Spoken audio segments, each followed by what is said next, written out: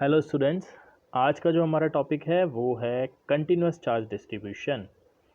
सो continuous charge distribution से पहले ये वर्ड कंटिन्यूस से हम क्या समझते हैं उसे हमें समझना होगा।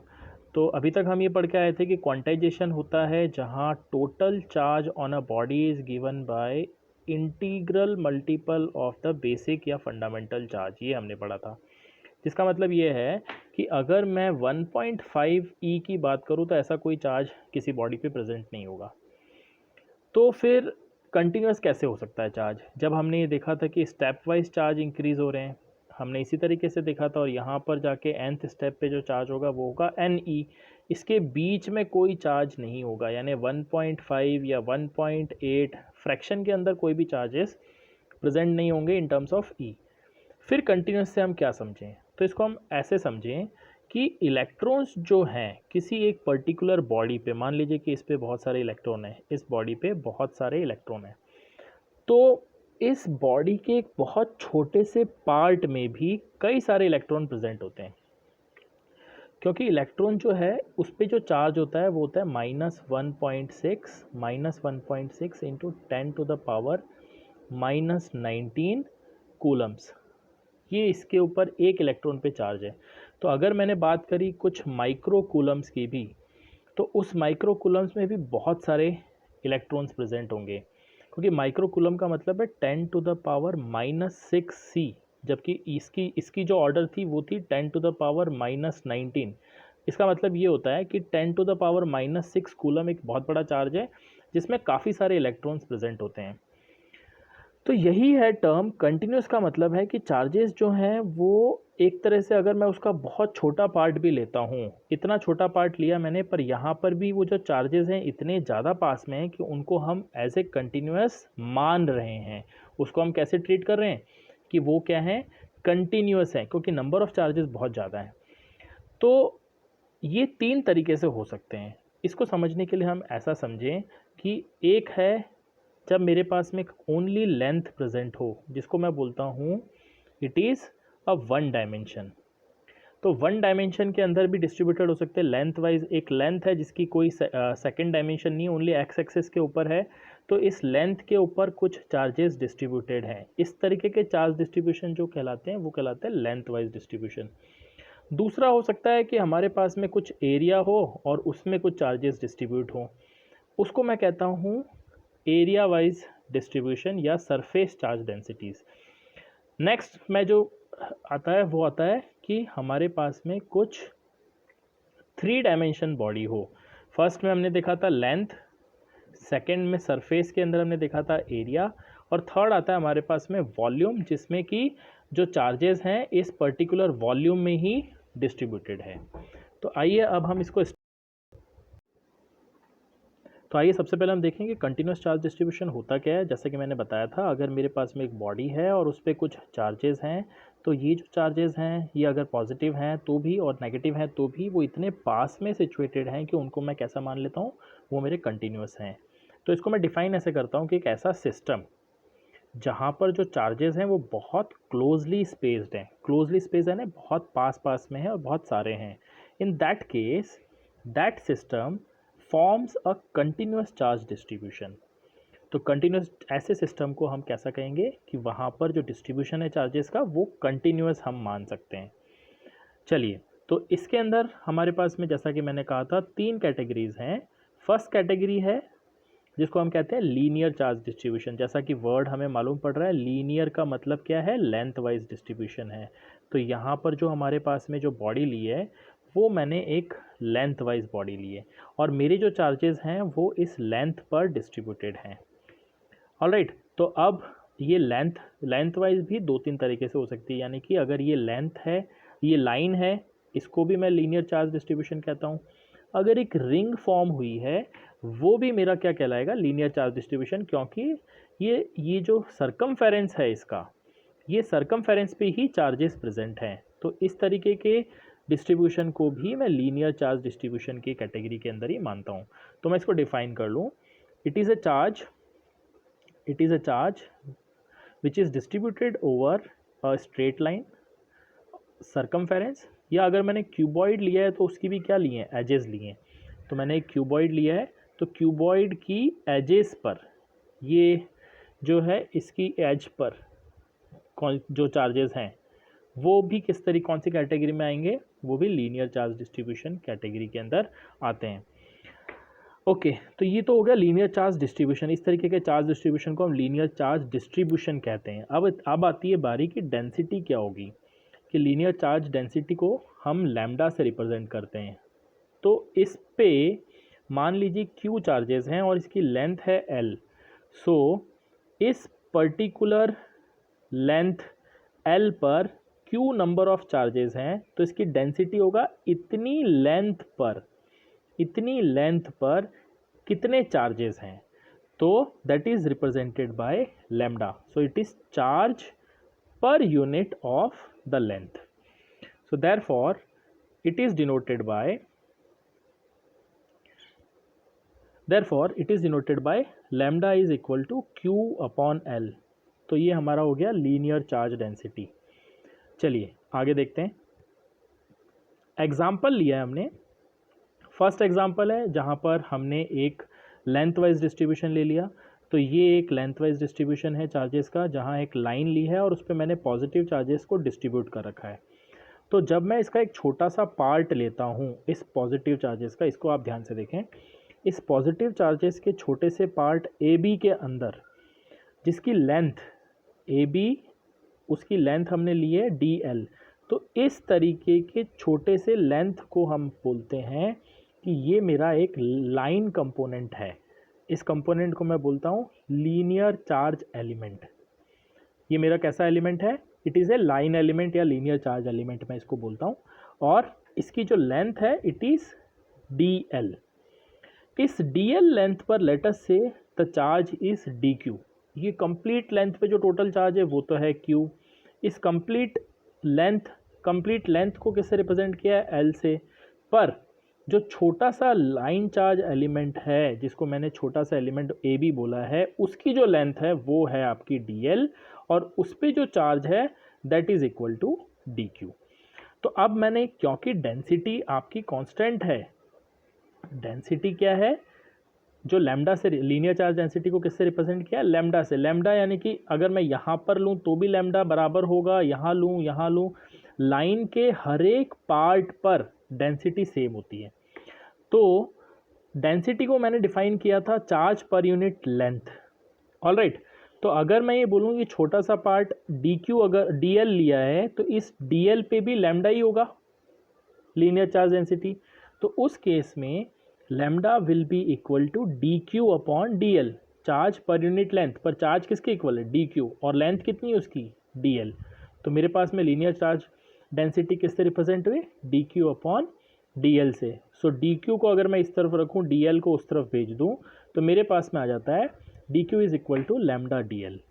दोनों तरफ अगर मैंने इंटीग्रेशन किया, तो ये मैंने लेंथ वाइज इंटीग्रेशन किया, यानी यहाँ से लेके यहाँ तक मुझे ऐड करने सारे डी क्यू वाले चार्जेस को, छोटे छोटे पार्ट्स बनाता जा रहा हूँ, और हर एक पार्ट किसके इक्वल है, डी क्यू के। हर एक पार्ट की लेंथ जो है वो डी एल है, और उस पर जो चार्ज है वो है डी क्यू। ऐसे जब मैं डी क्यू ऐड करूँगा तो मेरे पास में टोटल चार्ज आ जाएगा, उसी को मैं इंटीग्रेशन कहता हूँ। तो यहाँ पर आप देखते हो D Q integration is equal to integration of lambda D L. अब लैम्डा मुझे पता है कांस्टेंट है, तो ये लैम्डा को मैंने बाहर ले लिया, और पीछे मेरे पास में आ गया integration, length wise integration of D L. ये बात याद रखनी है कि ये वन डायमेंशन का केस है। लीनियर चार्ज डेंसिटी किसका केस होता है, वन डायमेंशन केस होता है। चलिए आगे बढ़ते हैं। तो अगर हम इसको इंटीग्रेट करेंगे तो मुझे पता है कि इंटीग्रेट करने के बाद में टोटल लेंथ कितनी आ जाएगी, L. So Q is equal to lambda into L. इसी तरीके से रिंग का केस भी आप नोट कर सकते हैं। एक जो रिंग है इस रिंग पर एक छोटा सा पार्ट आपको लेना है। ये जो पार्ट है इसकी जो लेंथ है वो है डी एल। ये छोटे से आर्क की जो लेंथ है ये कितनी है, डी एल, और इस पे जो चार्ज है वो है डी क्यू। अब हमारे पास में lambda is equal to what, lambda is equal to D Q upon D L. Alright, so उसी को हमने यूज़ किया है lambda is equal to D Q upon D L. पर ये बात याद रखनी कि ये डी एल क्या है, लेंथ ऑफ द आर्क है। ओके, सो क्रॉस मल्टीप्लाई किया तो मेरे पास आता है integration, cross multiply and then integrating, तो मेरे पास आता है integration of D Q is equal to lambda, मैं बाहर ले सकता हूँ, कांस्टेंट है, प्लस यहाँ आप देखिए इसका मतलब है मैंने इंटीग्रेट करा है, ऐसे ये जो छोटे छोटे पार्ट्स लिए हैं, इंटीग्रेशन का मतलब क्या है, ये पार्ट है डी एल, ऐसे जब मैं छोटे छोटे पार्ट्स को कंप्लीट करूँगा, ऐसे छोटे छोटे पार्ट्स को, तो मुझे कंप्लीटली फाइनली क्या मिल जाएगी, एक कंप्लीट रिंग मिल जाएगी। तो उसको मैं कहता हूँ लाइन इंटीग्रेशन मैं कर रहा हूँ रिंग पर।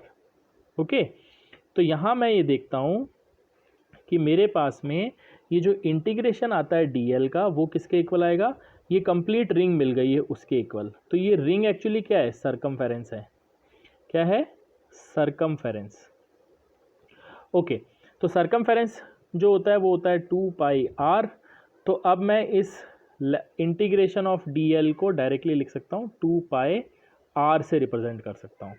तो वही हुआ है, Q is equal to what, lambda into circumference and that is equal to lambda into 2 pi R. ये हो गया मेरा रिंग का केस। आइए अब नेक्स्ट केस, नेक्स्ट स्लाइड पे चलते हैं और देखते हैं कि हमारा सेकेंड चार्ज डेंसिटी कैसा होता है। तो जैसा मैंने आपको बताया था, सेकेंड चार्ज डेंसिटी क्या है, सरफेस चार्ज डेंसिटी। यानी अब मेरे पास में जो बॉडी है वो कैसी है, वो एक एरिया वाली बॉडी है, उसका 2 डायमेंशन बॉडी ले रहा हूँ मैं। अब मैं जो पहले मैंने जो लीनियर चार्ज डेंसिटी में लिया था उसकी जगह अब मैं यहाँ ले रहा हूँ 2 डायमेंशनल बॉडी। उससे पहले मैं वहाँ वापस ले चलता हूँ। अभी हमने देखा था लैम्डा होता है आपका Q अपॉन L, तो इसकी SI यूनिट होती है कूलम पर मीटर, ये भी आप याद रखिए। उसी तरीके से सरफेस चार्ज डेंसिटी जो है उसको मैं सिग्मा से डिनोट करता हूँ। तो sigma is equal to Q is the total charge distributed on this area. तो अगर इसका एरिया मैंने A से रिप्रेजेंट किया है, सो Q upon area A। Q की यूनिट क्या है, कूलम, एरिया की यूनिट क्या है, मीटर स्क्वायर। तो सिग्मा की SI यूनिट क्या हो जाती है, कूलम पर स्क्वायर मीटर्स। तो वो आपको याद रखनी है। चलिए आगे बढ़ते हैं। तो इस तरीके से हमने एक्सप्लेन किया हुआ है इसको। एक बॉडी लिया है हमने और उस पर कुछ पॉजिटिव चार्जेस डिस्ट्रीब्यूटेड है जो आपकी फिगर में है। इसमें एक छोटा सा पार्ट अगर मैं लेता हूँ तो यहाँ पर भी जो सरफेस चार्ज डेंसिटी है वो सेम होगी। तो लेट अस से कि इसका जो एरिया है it is represented by very small area DA and it has a charge of DQ। तो surface charge density should be constant, that means it should be equal to the small charge DQ divided by the small area DA। All right, तो वही हमने यहाँ पर दिया है, इसको आप देख सकते हो यहाँ पर। So sigma is equal to what, DQ upon DA। तो ये आपके पास में आ गया। अब क्रॉस मल्टीप्लाई किया, सो क्रॉस मल्टीप्लाई करने पर हमारे पास में आता है sigma DA DQ is equal to sigma DA। Integrate करेंगे तो हमें पूरा एरिया पे मिल जाएगा। तो यहाँ पर ये कहलाता है एरिया इंटीग्रेशन। एरिया इंटीग्रेशन को कई बुक्स में 2 बार डबल इंटीग्रेशन भी दिया हुआ है, यानी कि x पे इंटीग्रेशन और फिर y एक्सिस का इंटीग्रेशन। तो इनको साइमल्टेनियसली लिखने के लिए मैं इस तरीके से लिखता हूँ कि ये है एरिया इंटीग्रेशन। तो अब मुझे जो इंटीग्रेशन करना है वो एरिया के कॉरस्पॉन्डिंगली करना है, यानी डबल इंटीग्रेशन कर रहा हूँ। तो कई बुक्स में इस एरिया इंटीग्रेशन को मैं सरफेस इंटीग्रेशन से भी रिप्रेजेंट करता हूँ। तो वो अलग अलग बुक्स में अलग अलग लिखा हुआ है। हमने यहाँ जो रिप्रेजेंट किया है उसे किया है integration over the surface. Okay, anyway आगे बढ़ते हैं हम लोग। तो Q is equal to sigma, क्योंकि मेरा कांस्टेंट है तो मैंने इसको बाहर ले लिया। तो मेरे पास में पीछे बचा एरिया, टोटल एरिया जो है, ऐसे स्मॉल स्मॉल एरिया करके जो आपके पास में टोटल एरिया बनेगा वो कितना होगा। तो वो हमको पता था, वो कितना था, A के इक्वल था। तो इसकी जगह पे मैं कैसे लिख दूंगा, A। So Q will be finally equal to sigma into A। All right, तो ये यहाँ हमने लिखा हुआ है। कई बुक्स में जो है आपको ये डी एस से भी रिप्रेजेंटेड है, जिसका meaning one and the same होता है। चलिए नेक्स्ट स्लाइड पे हम चलते हैं और देखते हैं कि वॉल्यूम चार्ज डेंसिटी से हमें क्या मतलब है। जैसा कि मैंने बताया आपको, इस केस में हम लोग 3D ऑब्जेक्ट ले रहे हैं। तो लेट अस से एक क्यूबॉइड है मेरे पास में, है ना, और इस क्यूबॉइड के ऊपर मेरे पास कुछ चार्ज डिस्ट्रीब्यूशंस हैं। इस क्यूबॉइड के सारे वॉल्यूम में चार्ज डिस्ट्रीब्यूटेड है। तो इस क्यूबॉइड के एक छोटे से पार्ट को मैं उसके वॉल्यूम को dv से रिप्रेजेंट कर रहा हूं, और उस पर जो चार्ज है उसको मैंने dq से रिप्रेजेंट किया है। So this volume charge density is represented by rho. जैसे कि हमने देखा था लीनियर चार्ज लैम्डा से हुआ था, सरफेस चार्ज सिग्मा से हुआ था, उसी तरीके से वॉल्यूम चार्ज जो है it is represented by rho, and rho is equal to what, total charge distributed over a volume. तो इसकी जो यूनिट होगी एसआई यूनिट, वो हो जाएगी कूलम पर मीटर क्यूब। जी हाँ, तो ये आपकी एसआई यूनिट है। Okay, so when the charge is distributed over the entire volume, then such distribution is known as volume charge distribution, and the density is the charge per unit volume. Okay, आगे बढ़ते हैं। तो वो example लिया है मैंने, ये वही एग्जांपल है जिसकी हम बात कर रहे थे। तो ये छोटा जो एरिया, ये जो छोटा वॉल्यूम एलिमेंट है, इस वॉल्यूम एलिमेंट के वॉल्यूम को मैंने dv से रिप्रेजेंट किया है, और उस पर कितना चार्ज है, dq। अब जैसा कि मैंने ये देखा है कि ये जो डिस्ट्रीब्यूशन ऑफ चार्ज है ये यूनिफॉर्म है, so rho should be equal to dq upon dv। अब इसको हम इंटीग्रेट कर लें। तो इंटीग्रेट करते हैं, यहाँ पर हम वॉल्यूम इंटीग्रेशन करने। वॉल्यूम इंटीग्रेशन का मतलब होता है कि एंटायर वॉल्यूम पे इंटीग्रेशन हो रहा है, यानी कि x, y और z तीनों एक्सिस, यानी 3 बार आप इंटीग्रेशन कर रहे होते हो। तो x, y और z, तो उसकी जगह पे जब हमने यहाँ वॉल्यूम लिखा है तो मैं इसको वॉल्यूम इंटीग्रेशन से रिप्रेजेंट करता हूँ। तो इस तरीके से मेरे पास में Q is equal to rho dv। तो अगर इसका वॉल्यूम V के इक्वल आता है, so in that case Q will be equal to rho V। That means rho is equal to Q upon V, जो जस्टिफाइड है। सो गाइज इतना ही था। तो इस तरीके से हमारा जो थर्ड पॉइंट था वो था वॉल्यूम चार्ज डिस्ट्रीब्यूशन। तो आप लोगों को 3 चीज़ें remember, you should remember the 3 things, that is first is your linear charge distribution, then your surface charge distribution, and then your volume charge distribution. The linear charge density is represented by lambda, surface charge density is represented by sigma, and volume charge density is represented by rho. So thank you guys, और आशा करता हूँ आपको समझ आया होगा। अगले video को लेकर के हम बहुत जल्द आपके सामने आएंगे। Thank you and bye.